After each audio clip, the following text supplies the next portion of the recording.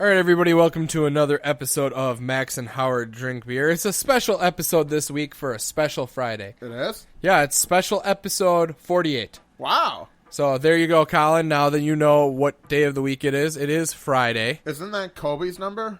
No. Oh. I believe your favorite boy of all time, Jimmy Johnson. Yeah. He was the coach for the Miami Dolphins. Right, he was. And some other team too that I can't Yeah, I remember them. They were really good. They did the curly shuffle. They were really good, but they couldn't. He can't get in the ring. So well, yeah, that's because he didn't ask them politely to marry them. Ah, yeah, that makes sense. That's how you get the ring. Okay. No, I know. Okay. I didn't know. See, ta-da! I got one.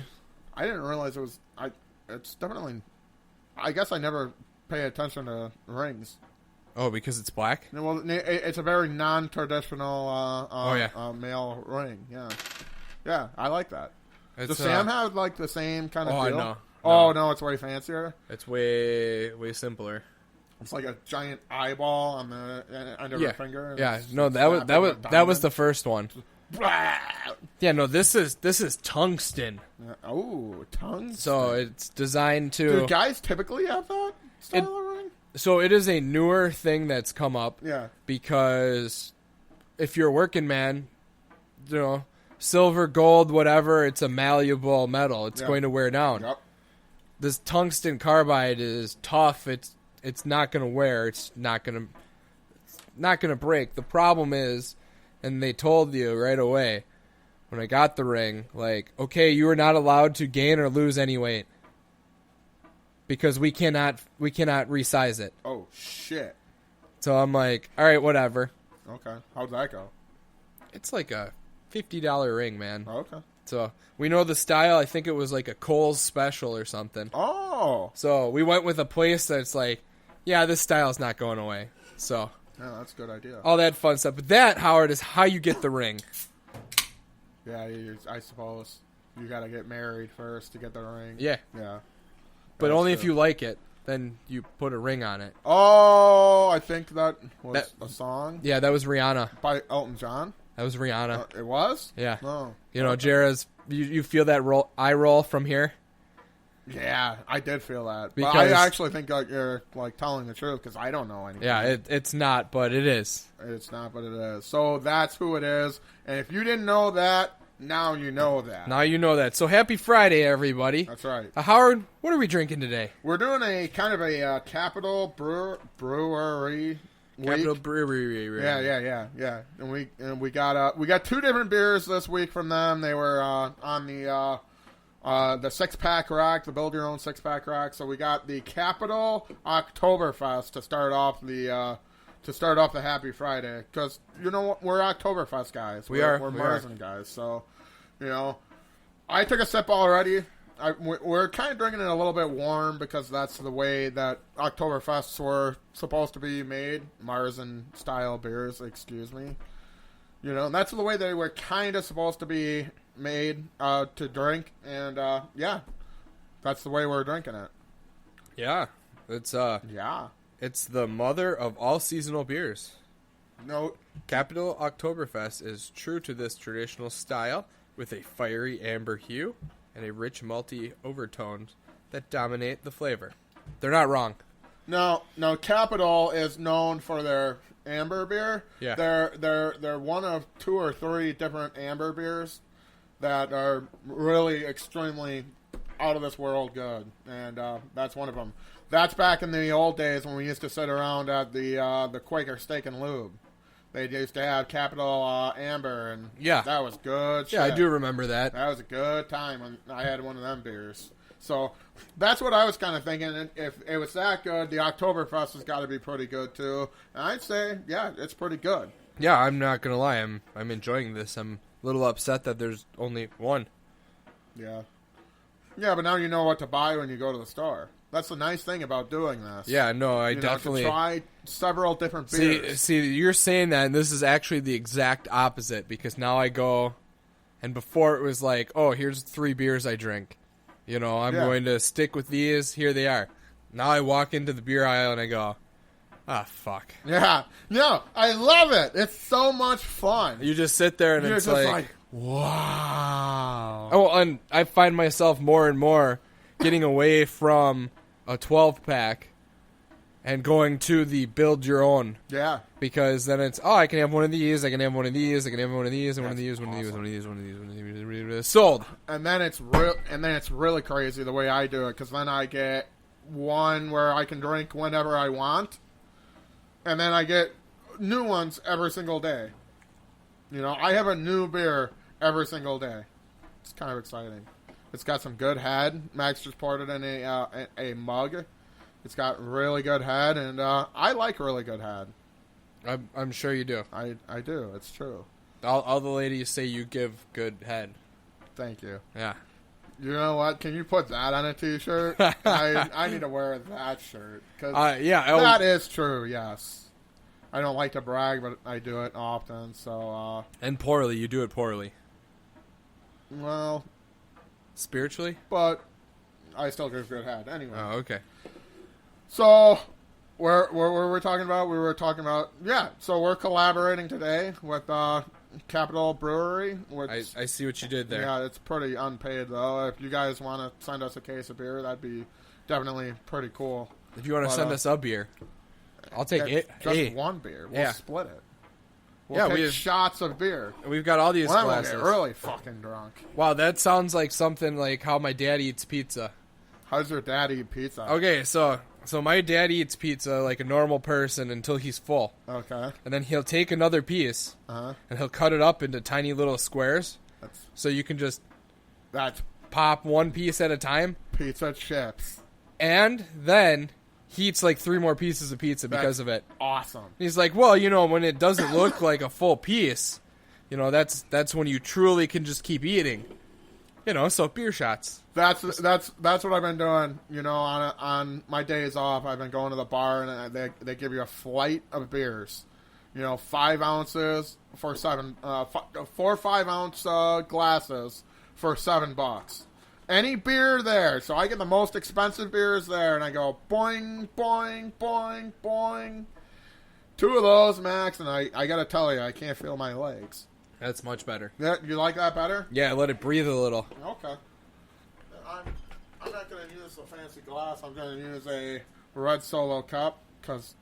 No, I'm not going to go. Because you're getting paid for that? I'm not. Did you feel that plug? I was actually going to do the country song. Yeah, that was... and western song. Yeah, that was sung by Dan Aykroyd, ladies and gentlemen. Really? Yeah. It was? Yeah, he does both types of music, country and western. Oh, well played. Yeah, way too much ad on this pour. Oh, my foot was stuck. That was awkward. There you go. Hey, remember when we were talking about collaborations? Yes, we are collaborating on the collaboration of collaborants. Is John Belushi and Dan Aykroyd technically song collaborations? No, they're technically, I believe, their own band. Oh, okay. All right. Because they were putting the band back together. And no, the Blues Brothers. Yeah. Oh, so I remember why we were talking collaborations today. So I'm not sure that you knew about this, right? Yeah. But your good buddy, William Shatner, is releasing a new blues album. With Richie Blackmore. Richie Blackmore. I saw that. There were some other names in there too, but it was just like... But it doesn't matter because of Richie Blackmore. But it was just like William Shatner doing his thing. Again, he does it all the time. I like to every now and again I like to hear him do Rock It Man. It's a whole thing. I'll have to share that. We'll share that on the website because that's a good one. Oh yeah. And it's just him. And she packed my bags last night. That was a good one. Yeah, pretty good stuff. Oh, Sadie's home. Which means, how did she get home? She probably drove. Okay. She's a good driver, She is? Yeah. Oh. See, she's a pirate, too. From the clouds. All right, so, yeah. Shatner collaborated with, a lot of guys. Yeah. Yeah, he's He had a killing whole it, man. album. I can't remember who he collaborated. He has. This is his 4th album. It's just Shatner singing and Shatner talk. Yeah. I like it. And then they got the music in the background. It's Richie Blackmore, though. That's pretty cool. Yeah. I thought he was dead. Yeah, no, he's definitely doing Richie Blackmore things. That's exciting. So yeah, there's that. So he's got a bunch of stuff. You know who did it really well, I think? John Fogerty did a whole John Fogerty does John Fogerty, and he did it with like a bunch of other guys. And there were a few, like he sang with Bob Seger, and that was incredible. You know, there was a couple, like, he did one, I think he did Fortunate Son with your buddy, Dave Grohl. Yeah. You know, that was pretty good. Dave Grohl is everywhere, man. Yeah, that was all right. There was another one, too, that I can't think of it. Oh, and, of course, he did something with Billy Gibbons when they toured together. Yeah. You know, and there's a guy. You want to talk about the all-time collaborator? Dude, that guy don't care who you are. I love to read about what Billy Gibbons thinks about Prince. Yeah. You know, because he is mesmerized by his guitar playing, the talent. You know, oh, yeah. Sure, he's a little flamboyant, but then again, so is Billy Gibbons. Oh, yeah. You know, so it's fascinating to hear that they're in a titty bar and they're not really paying any attention to anybody but each other, and they're talking shop. Oh, it's yeah. fucking crazy. Oh, no, that's the best part about it. When you get to see it, especially where I've been playing shows and everything, you can see that next level of musician, because it isn't about, you know, that look at this guy playing, you know, oh, he's no good, this and that. Right. It's, oh, man, when you did this and this, you know, this, like, Bill House and Steven Lesko, when those two guys get together and talk music, it's like, yeah. You know, they are so all over the place. Yeah, you know, it's like, interesting. well, you know, you take this, you know, the C sharp minor with the added ninth, and then you played this scale. He's like, oh yeah, and then I played this note to add this and all this fun stuff, and a whole bunch of extra craziness. Yeah. You know, and it's just like, dude, guys, calm down.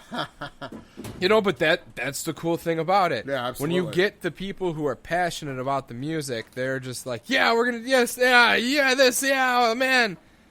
Yeah, and that's what I love about, you know, collaborations like that. And yeah. Like I said, we could go on for fucking days, you know. We were talking about Nickelback and Kid Rock collaborating. Billy Gibbons collaborated with both of them. Yep. You know, and No, I forgot about that song.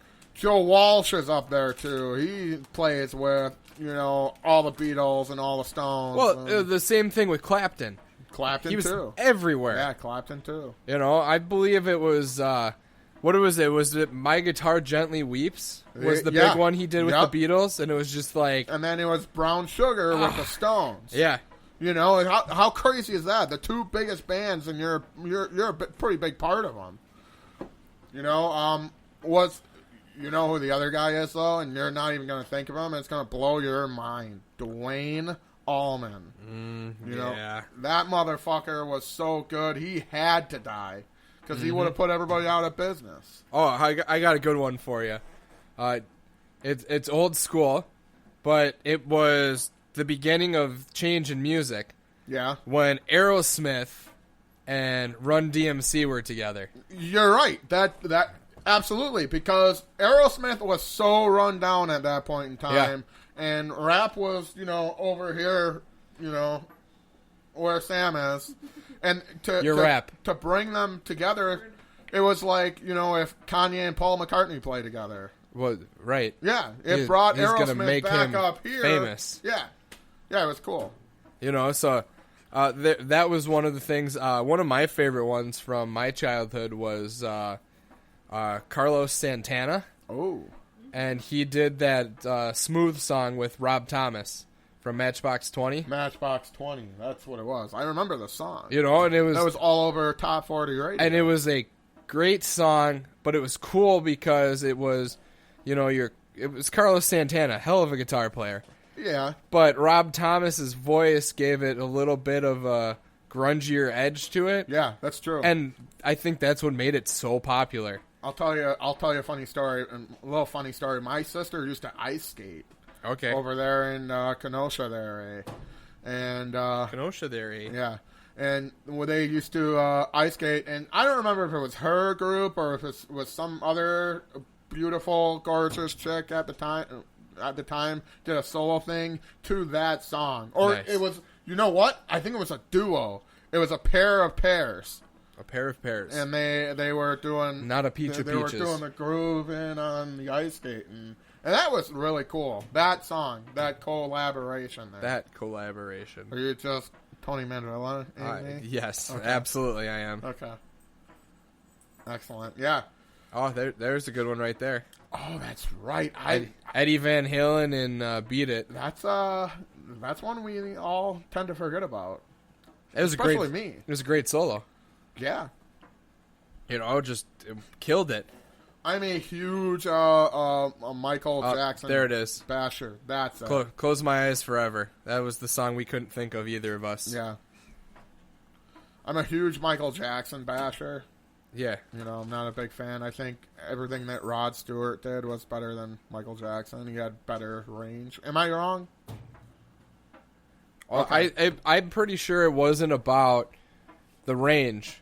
It was about the dancing. Oh. Because... Oh, maybe that's where I got lost. So Michael Jackson was all about the show. Yeah.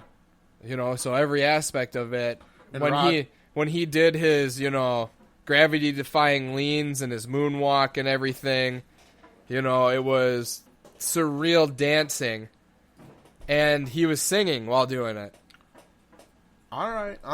Rod was all about Rod. Yeah. Right. Yeah. So, when you think of that, it also helped that he had some of the most, the songs were deliciously pop. Deliciously pop. That's why he was the king of pop. The king of pop. Because everything he did, thank you, Tony, by the way. Yeah. But, everything he did was just like, oh, hey, I wrote this song. Oh, yeah, double platinum. Wow, that was a really bad song, huh? Double platinum, right? Yeah, well... it's like we've said this before, people that are fans aren't fans, and sometimes they are, and sometimes they aren't. Were those words? Mm-hmm. Okay. All right, great. That's good. At least Sam's listening to you. All right, good. Don't know why she's listening to you, but she is. Yeah, and it's crazy to think about, too, because, before we even signed on live to air, we were talking about this, and I couldn't think of anybody, later in life, that did collaborations. Right. Now they're all starting to, come out. Jimmy Page worked a lot with the Rolling Stones. Mm-hmm. Jimmy Page and John Paul Jones from Led Zeppelin were session musicians. Right. They worked with everybody, just like Dwayne Allman did. Right. Right, just like, Les Paul, anytime he did anything. Yeah. He's just there. But, Billy Gibbons does it all the time. Right. He's just, hey, we need a guitar player. Hey, Billy, you want to play? Yeah. Yeah, pretty much. I'm sure that's what he does. Just, shrugs his shoulders and pulls his guitar off his back. Well, he does the same thing he always does. Wow, man, that sounds like a great time. The other one that I can think of, and I've seen a couple of, and like I said, Joe Walsh and Billy Gibbons, they all played with Daryl Hall. Mm-hmm. He did that whole thing, where he played with a bunch of different musicians, too, and they ran through their songs and other songs. Hey, don't drink all my beer. And songs. Sam, what do you think? It tastes really light for an Oktoberfest. It's pretty light for an Oktoberfest. It's malty. It's almost fruity. I was going to say, it kind of tastes winey. Yeah. Huh. It's winey, fruity? Yeah. Huh. Yeah. Was Howard onto something last week? No, he was not, because it's not there. You guys are confused what malt tastes like. It's like a malt wine. Malt wine.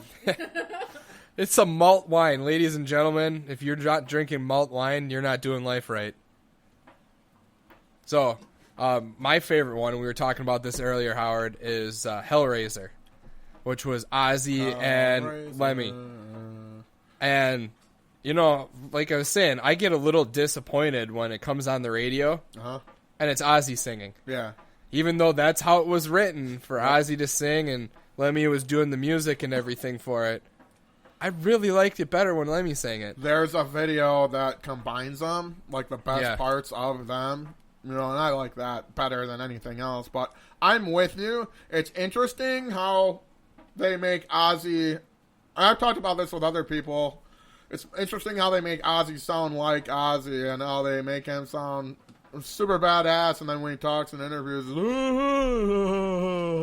know, that's what's interesting about Ozzy. Lemmy sounds like Lemmy. Yeah, whether all the time. He's singing or talking. Oh, yeah. And that's interesting to me, too. You know? But that cut, that was rougher. You know? It was a rougher cut. Well, and that was the big thing when they were going through it. It was for the movie. Okay. So they wrote the song for Hellraiser. You know, I don't remember where it was in the movie. I know it was in there somewhere. But, you know, just that was the one with not Charles Manson, the other Richard Branson. No, that's not him either. Richard Branson? No. Richard Manson? Charlie Manson? No, it wasn't Charlie Manson, but it wasn't Richard Branson. It was somewhere in between. See, now I'm confused. Yeah, we're all confused. Son of a bitch. It's Hollywood. Everybody's a little confused. Yeah, no shit. No kidding. I'm not sure what we're looking for. I don't remember the name of the movie. I don't remember the name of the guy.